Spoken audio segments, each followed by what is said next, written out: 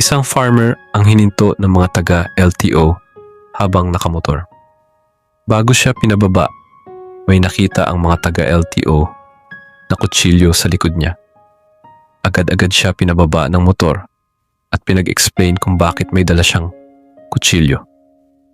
Maayos niyang ipinaliwanag na gamit niya ito sa kanyang trabaho bilang magsasaka.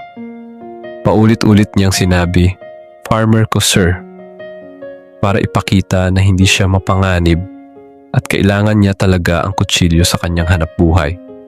Pero hindi siya pinakinggan ng mga taga-LTO.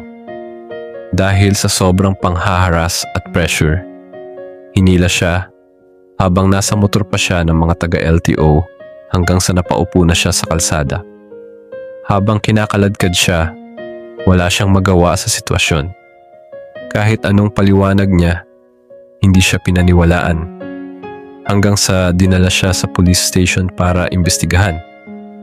Hanggang ngayon, nandoon pa rin siya at hindi pa malinaw kung ano ang mangyayari sa kanya. Maraming nagtatanong kung bakit hindi siya pinaniwalaan agad at bakit parang sobrang harsh ang trato sa kanya. Marami rin ang nagsasabi na sa pangyayaring ito, lumalabas na ang batas ay para lang talaga sa mayayaman.